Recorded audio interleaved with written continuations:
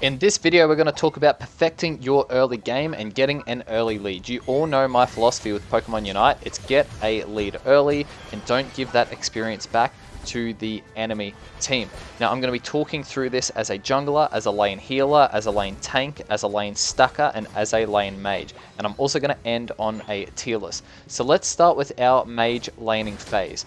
Your role here is to secure farm. You're not focused on fighting until you hit your power spike. Generally, and I'm using Espeon this game, that's kind of around the level 4 mark. If you're a Mew, you can fight straight away, okay? So it totally depends, but you want to make sure you're getting online early. You can see we're able to punish the enemy team because they tried to suffocate me as an Eevee, and now they're going to pay for the crime, right? Because now we're level 4, we've got a very, very big power spike, and we're able to just take the farm off them. Remember, the same principles apply. Do not die when you're in this laning phase. You don't get to die, right? You're going to give up the lead. You snowball. You suffocate them. You don't let them kill you. You don't want to go too deep. Our jungler is crazy here. I was just being mindful of their jungler to come up. I had the eject button to get an escape. And you will score only when the enemy is pushed so far back that they're pretty much giving it up to you, and you make use of your time. If you're versing smart enemies, they will do this. The moment there's farm up, you go back to the farm. You're not interested in fighting. You don't need stack. You're just looking to suffocate them. You can see our farm comes up, and I've realized that, and I'm like, whoops, I've wasted about 3 seconds there. Should have been going straight back to this farm. Now, I'm going to say 3 seconds there because you'll notice I'm late to the middle farm by about 3 seconds. Now, that's for a couple of reasons. But here, we're just waiting for the enemy to overcommit, right? And we are making sure we are not dying, right? I've got a healer with me. I've got the eject button. I've got a big power lead here. I don't want to give any experience back. Now, I'm looking to further suffocate this mini Inteleon here, and he does a really good job of wasting my time. I should have just completely ignored him and gone to the mid. So good for him, right? He's more or less not allowed me to get all of that farm and bully the Cinderace a little further. So you want to get to that mid farm, and then you want to get back to your lane to make sure that enemies typically will overcommit after that point, right? Now, the reason why you want to get a nice early lead here is because you want to make sure you're at an objective with a Unite move, or close to a Unite move as possible. And that's part of the reason why I like Espeon. It gets level 8 Unite move, and level 8 Unite move is achievable for your laners by the first objective. Having the Unite move would definitely help you win that objective phase. Now, on our rotation down, this is my final point here. I've got 10 seconds to get down there. I have a look at the map. My jungler is going deep. That's fine. I've hinted to my team, just fall back and defend the goal zone. I'm going to take a little bit of farm on my way down, specifically this blue buff. I want to make sure that's not sitting on the map because that is excellent for me as an Espeon, and we roll down to that objective with the Unite move. The next laning phase we're going to talk about is our Brawler and our stacking role. Typically, you go to this laning phase in the top lane, right? The reason why you don't want to go to the bottom lane is because there's more experience in the bottom lane, and generally, if you're stacking, the enemy's getting that farm, so it's just not worth the trade-off. So you want to go and do a bit of damage on the enemy on the way through, and damage the farm with your skills a little bit, so that you know the enemy's not going to take it. Those skills go on cooldown by the time you've scored, and then you're able to just quickly get that second stack in. Now, generally, you're level 4 by this point as a level 4 power spike, which is why I like a Pokemon similar to Azumarill in the laning phase. Now, generally, you could go for that last bit of farm there, but you want to try and pick off a kill. The reason you want to pick off a kill is because the enemy drop money when you kill them. And when they drop money, you can stack some more. And you can also take the rest of the farm. So fortunately for us, our junglers come up, we're able to catch the enemies when they overcommit, they've dropped a whole bunch of money, we're able to score, I'm able to get some extra stacks in, and it's happy days for us, right? The birds have spawned, we're able to get some experience from there, and again, we're just looking to compound our win. Right, I'm not looking to overextend, I'm looking to make sure the enemy's farm is not free for them. Because I want to take their farm before I take my farm at this point because I've got a lead. I don't want to take my farm and then let them get their farm. That's letting them get even, right? I want to take the farm off them, but I'm making sure I'm doing that while I'm safe, right? I've got an X speed so I can escape, or I can go for their berries. And I'm more or less just waiting for them to overcommit. The Greedent tries to scout in the bush, which is what he should do as a defender. And there you go. I've used that X speed to take the berries off the enemy. And then I recognize, hey, I'm almost level 7 and I'm versing an Eevee. I can probably just kill it. So that's what I do. And then I quickly get some score in and then look to take a little bit more of the farm off the enemy.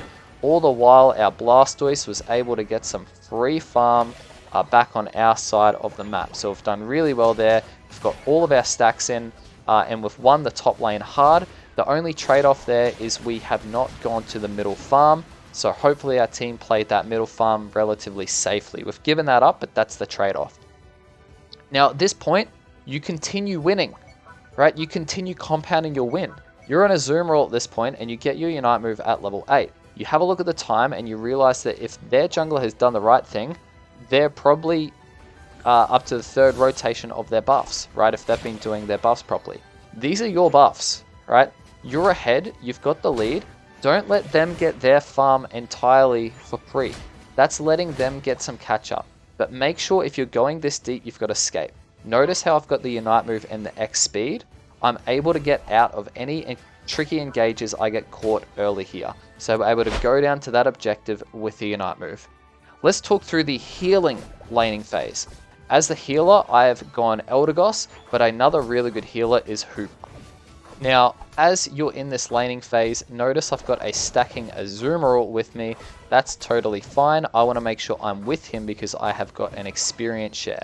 If you're playing a tank or a support, generally you want to have the experience share. Now notice how I'm not going for any of the farm here. If I hit the farm, I'm helping the enemy secure some of the farm if it's not near my Azumarill. So I'm not helping them farm quicker. All I'm trying to do is help my Azumarill get online a little faster. The best way to do that is this boosted from Eldegoss slows the enemy down. Now, admittedly, we have gone pretty deep here, but I have got that X speed. I'm able to get out with some synthesis. Unfortunately, the Azumarill gets caught, which is fine. Not the best trade-off there, but you've kind of done your role as the supporter. Now, notice how there's still farm on the map, right? Because either they go for that farm or they get some kills on you. Now, Eldegoss has got some decent secure, and generally, you can actually contest that pretty well with Leafage. The bees will spawn, and at this point, if you're playing Eldegoss, you've got an incredible amount of healing for your team. You've got the Pollen Puff, and you've got the Synthesis. Notice how I'm not hitting this farm. I don't want to make the farm, I don't want to help the enemy team farm, right? I want to stick with my Azumarill and provide vision for them. So that's the best way we're going to go about it. Now here, we do get a little caught. Again, we've got that X speed. We know we can get out, although that was a lot of damage. And just a little this gameplay was before Umbreon got the nerf. So Umbreon in this particular gameplay is really, really overpowered still, but it's not the case anymore. So the 8-minute bees spawn. Generally, as the supporter, you want to be there to support your team get the most out of this exchange. Thankfully for us, our jungler, Cheese, has done an amazing job. He's been there nice and early, and he's snatched up all of that farm. I'm not particularly interested in a fight here. I just want to make sure our bottom lane is in a healthy position for our team to be positioned at the first objective. Okay, that's the goal, right? You're supporting your team. You can't really carry at this point. Now, I'm going to give a quick little plug to KELOSAURUS here. She's an Australian streamer. She's a lot of fun to play with. She's a really good player, actually, and her streams are a lot of fun, and she's generally got a good vibe. So if you're someone who enjoys to watch some streaming in Pokemon Unite, absolutely, definitely consider watching her Twitch stream, and I know she plays with viewers. So if you're from Australia and you want to learn a thing or two about the game while just in a good vibey environment, definitely check out the stream from KELOSAURUS.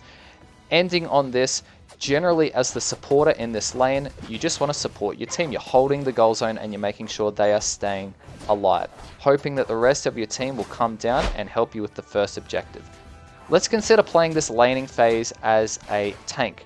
My pick for the tank is absolutely Slowbro. The reason why I think Slowbro is a really good pick is because you've got the water gun secure is really solid. It's from a range, and you get a level 4 power spike.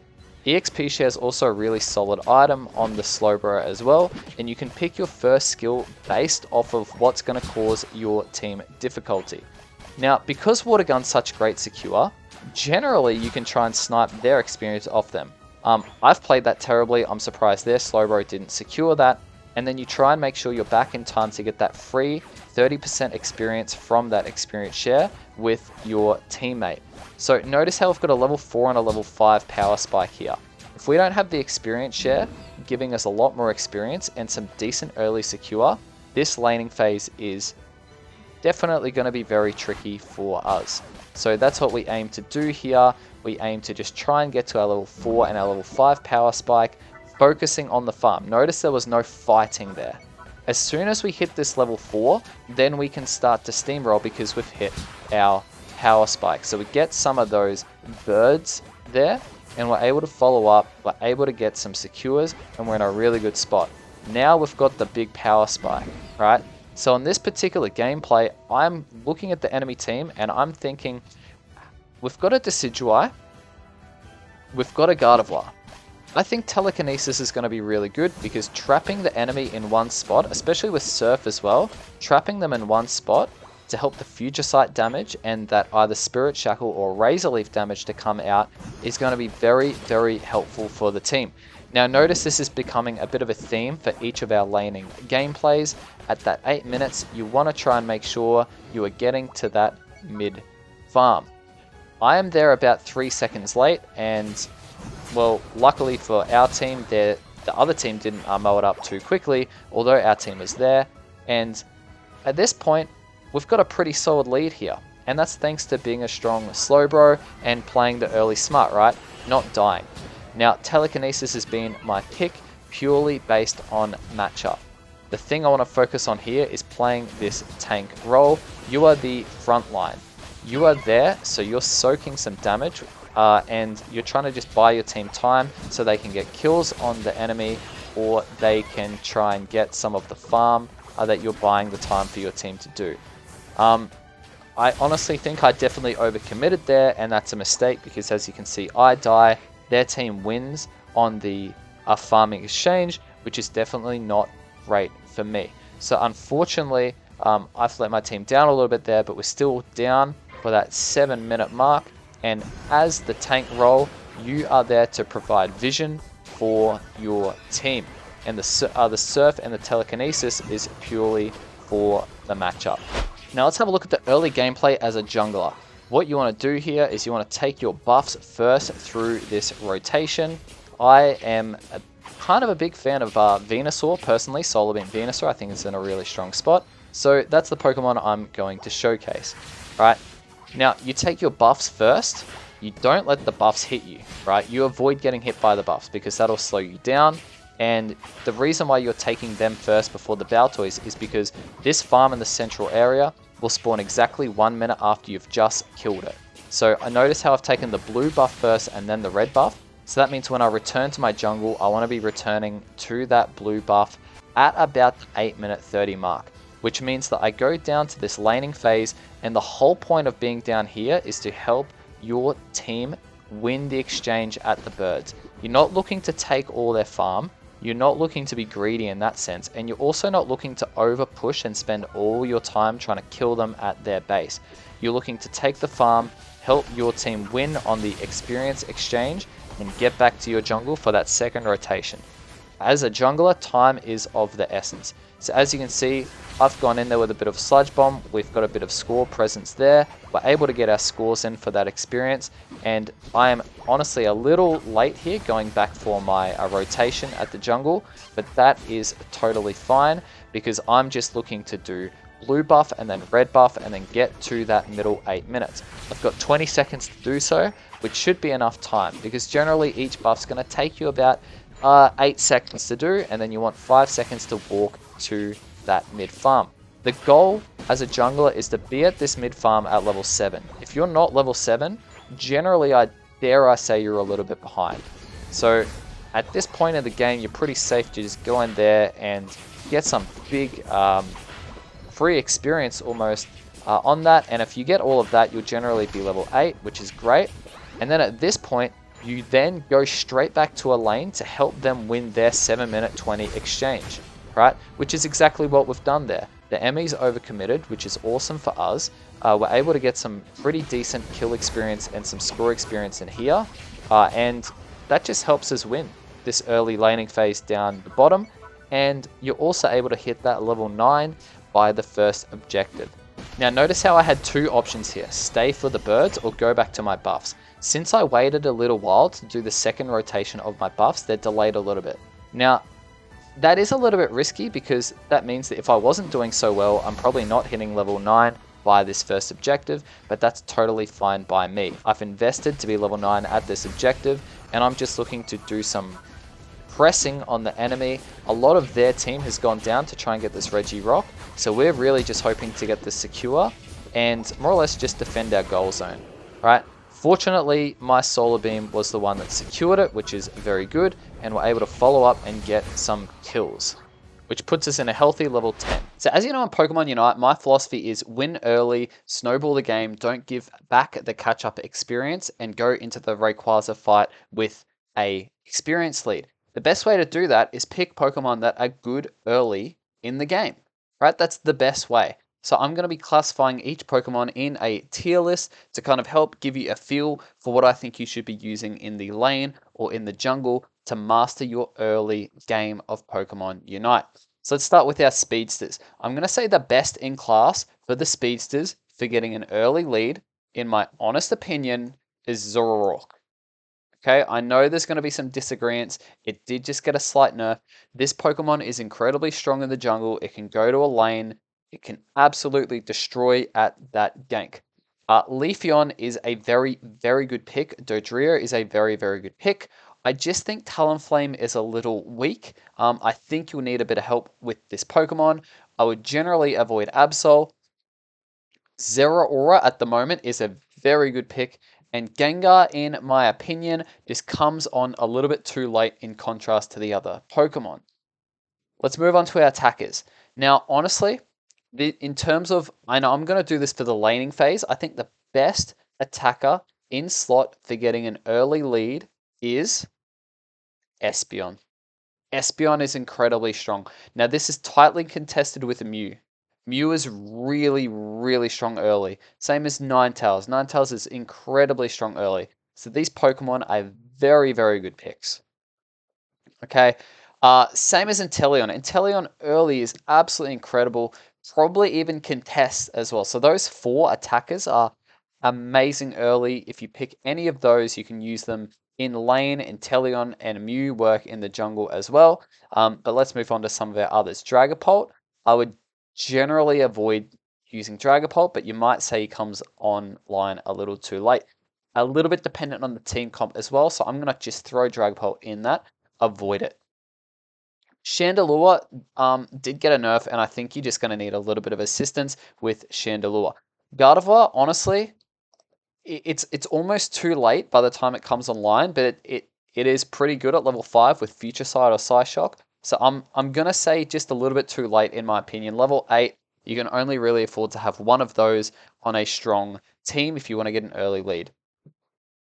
Sylveon's great, but you've got to hit that level 4, so just assuming you can get level 4, really, really good pick. Glaceon, in my opinion, as a jungler, is pretty solid, but in the laning phase it comes online a little too late, and I just think there are much better picks for the jungle at the moment. Cramorant is honestly a solid pick. Cramorant has great secure, great range pressure, awesome Unite move as well, and is pretty annoying from level 1, so really, really solid pick. I'd avoid Duraludon. It did get another nerf as well to its damage to wild, so I know it's a little biased, but probably not my pick. Decidueye, in my opinion, I think you're probably going to need help, but it's almost too late by the time it comes online. You'd have to take this Pokemon into the jungle, and again, in my opinion, there are other Pokemon that do it better. I would say a similar thing with Cinderace, and a similar thing with Greninja, and a similar thing with Venusaur. I'm not saying avoid these Pokemon. These Pokemon are great, but if you are playing solo queue and you've got a Blastoise on your team that evolves at level 9, you've got a Charizard on your team, you've got a Garchomp on your team, All these Pokemon evolve at level 9. I just think picking one of these Pokemon makes your team come online a little too late, and you need to be stronger early, right? Pikachu is a honestly solid pick, but I'd probably just avoid Pikachu right now. Delphox, I think you're going to need some help with Delphox. Does come online at level 6 though, which is pretty nice, and has got some decent secure, but overall I think you're going to need a little bit of help. Moving on to our all-rounders. Aegislash is a needing a bit of help. Aegislash is okay, but I think you're going to need help in the laning phase. Who is the best? Uh, I think I'd probably have to say Urshifu still is probably the best all-arounder at getting that early steamrolling lead. Uh, Lucario is incredible at the moment. Lucario is a really good pick. Machamp is again, I'm just not sure if we want to avoid Machamp, but I think Machamp is okay. It's a very good pick, but probably not in competitive. I could be a little bit wrong there. Scizor, in my opinion, is pretty good. So long, again, high school character, you've got to know how to use it. Zacian is a great pick. Dragonite, I think just comes along too late, but at the moment I'd probably avoid. No, I wouldn't avoid Dragonite. It just comes along, comes online a little too late. Level 8, and you're a bit weak. You'd have to be taking the jungle. Tyranitar, personally, I'd be avoiding this Pokemon. If you're versing people who know how to play the early game well, you're not going to be having a very fun time. If you're versing some casual players in solo queue, you're going to have a lot of fun because if you can get to that level 9 on par with everyone else, you will be doing very well. Azumarill is a very, very strong pick. Big fan. Garchomp, in my opinion, just comes online a little too late. And same as Charizard, Buzzwole is a very, very strong pick. And Serena is one to avoid right now. This is our early game. Moving on to some of the defenders. Umbreon, in my opinion, is still a good pick, but you can't. He's not just silly broken right now. He's a solid pick. Of the defenders, who do I think is the best in class right now? I think it's just undoubtedly Slowbro, right? If you're playing that tank role, Slowbro gets that level 4 evolution, is really, really strong with the experience share. You can use Scold or you can use Surf depending on the enemy team comp with what skill is going to slow their attackers down better. Same as Telekinesis and Amnesia if you need a little bit more healing and tanking versus wanting to have them stuck in the mud in one place. The Unite move is absolutely amazing. And like I said, from level 4, even level 3, you've got Water Gun secure is really good. So I just think Slowbro is definitely the best tank. Trevenant. Trevenant's a tricky one as a tank. Level 5 evolution as a tank is really, really tough to deal with, right? So that's why I'm going to put Greedent. Honestly, if you're not winning with Greedent, it's going to come along online a little too late. Blastoise. Blastoise is weird. Blastoise needs. I'm going to put Blastoise in online too late, but Blastoise should be in a tier of its own, which is just question mark, right? Because that level 1 to 5 phase with the water gun, and if you're with someone with a strong secure, you can push farm back. We've seen Team MYS do this incredibly well. Don't know where to place it, honestly, in terms of an early game. I'd probably say it just comes along a little too late. I think I'm going to put Trevenant in the same boat as well. Given that you've got an EXP share on these Pokemon, they might just be coming online a little too late in contrast to something like a Slowbro or an Umbreon. Similar to Goodra, again, I'm not saying avoid these Pokemon, they're great picks. Defenders are awesome picks. You've got great tanking. You will come online late game. Honestly, this tier list is probably more applicable for the speedsters and attackers and all-arounders like I started with, and less applicable for the Pokemon I'm ending with. But I've got to keep the theme consistent. Mamoswine, probably a little too late, but similar to Blastoise, it has a pretty decent early game. I honestly think Snorlax is a really good defender still. Snorlax does a lot of good work, and same as Lapras. Early, you get some decent power spikes. Let's finish off with our supporters. The best in class supporter is honestly. Oh no, I've got Crustle here. Crustle is just honestly, I'd avoid Crustle. Okay, supporters. Who is the best supporter? It's between Eldegoss or Hoopa, and I'm going to have to say Hooper. Hooper's just so good. Hooper's so incredibly good. Um, it, it's just an amazing Pokemon. So that by far, early game, you've got the portals at level 4.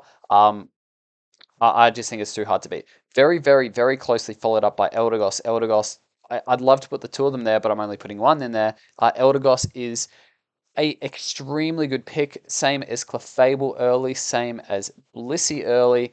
These three Pokemon have got strong presence in a lane. Blissey and Clefable have got great secure at level 1. Really, really solid.